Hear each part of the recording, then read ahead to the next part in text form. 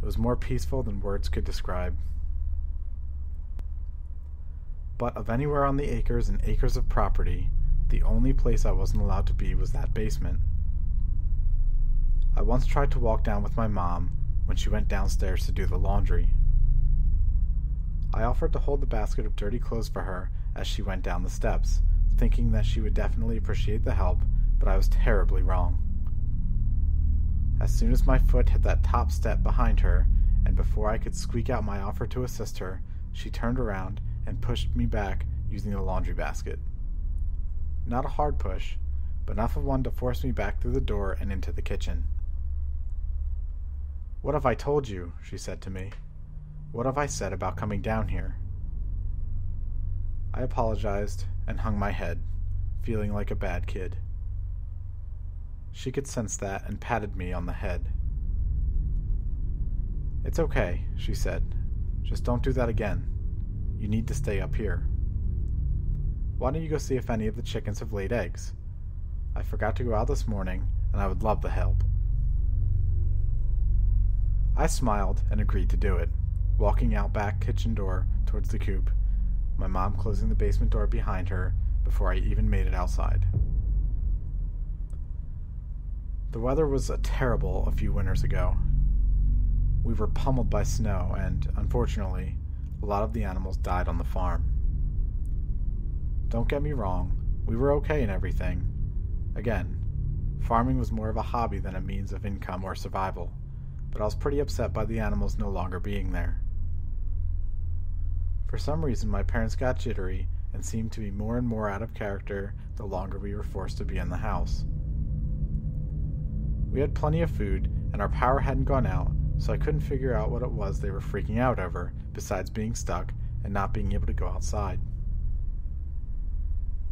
There was a knock at the door a week or two into the snowstorm, and I remember how strange it was that we would have a visitor.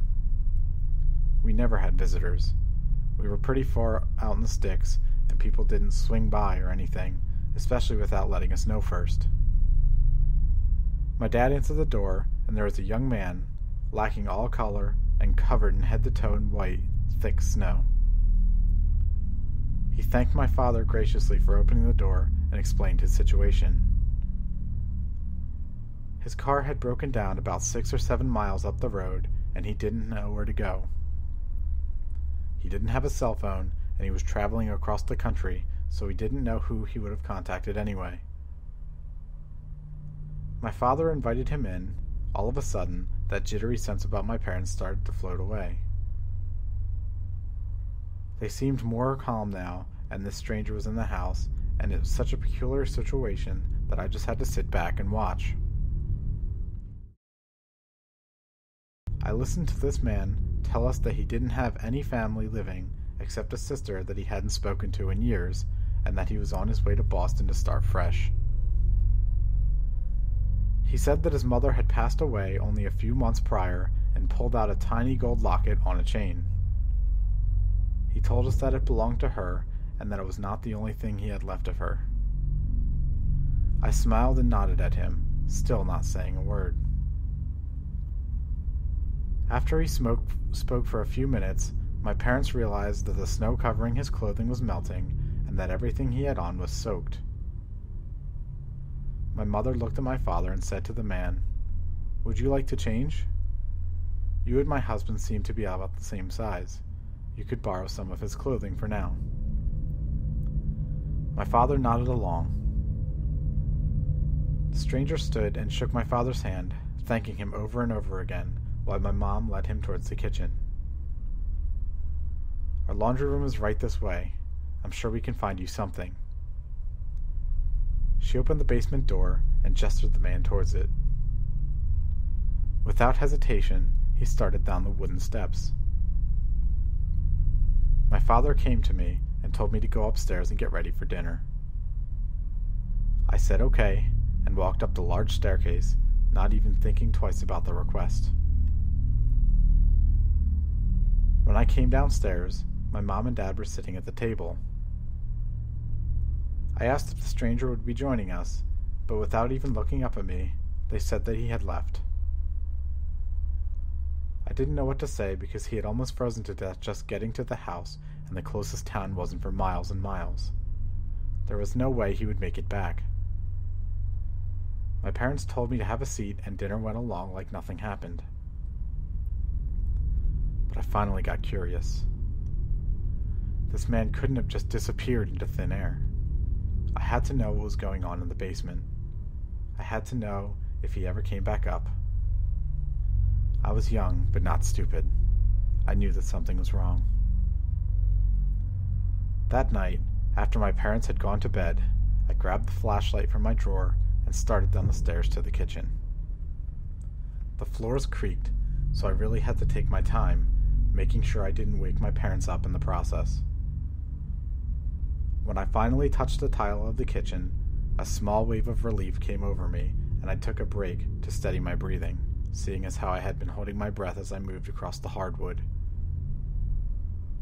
I finally reached out to the knob on the basement door, checked around me one last time, and opened the door with a creak. I placed my foot on the step, which felt much older than the stairs. The air as I head down smelled sweet, but a foul kind of sweet. I couldn't quite put my finger on it. I came down to the concrete floor and listened best I could. Silence. Nothing. I flashed the light around to see a washer and a dryer, just as I had expected, and some boxes of what I remembered to be old clothes and such, but nothing really out of the ordinary. I was turning to head back up the stairs, now feeling silly and actually pretty sour with myself for not listening to my parents when something shiny caught my eye. I turned the flashlight on it and walked over to it where it lay on the floor. It was the golden locket the stranger had showed us from his mother. I picked it up and leaned myself against the wall to examine it further when the wall started to move with my shifting weight. I jumped back, frightened, and shined my flashlight on the wall, realizing that it was in fact fake. Being the curious kid I was, and still clutching the locket, I moved the wooden portion of the wall out of the way, revealing a shallow hole. What I saw in there was something that has changed my life forever. Inside the hole sat a creature. This thing looked like a human, like a boy, but quite different. His limbs were much longer than a regular person, widely disproportionate from its body. At the end of each arm were bony fingers with sharp claws that this thing curled over and over again by its face. Its eyes were pitch black with no pupils. It was a hairless beast, and its ears were simply torn holes in the side of its head. The mouth stretched across its face in a large, sharp-toothed grin. It had no clothing besides a small cloth covering its lower abdomen. Around its neck was a thick chain attached to the concrete wall. It stared at me, smearing what looked like blood across its wrinkled face, smiling. My foot hit something, and I looked down briefly, trying not to take my eyes off this beast, or creature, or whatever it was. A hand. Too afraid to scream, I turned and started running towards the stairs. I only took about 3 or 4 steps before crashing into my parents, who stood over me with their arms crossed, shaking their heads. My dad put his arm around my shoulder and led me up the stairs into the living room, while my mom covered up the hole. The chickens and animals that I missed were never sold. My dad didn't grow up on a farm or liked living in isolation, but rather felt as though we had to. We had no neighbors for a reason. It was planned that way. Our whole lives up to this point, even now, years later, has revolved around my older brother in the basement and keeping him fed.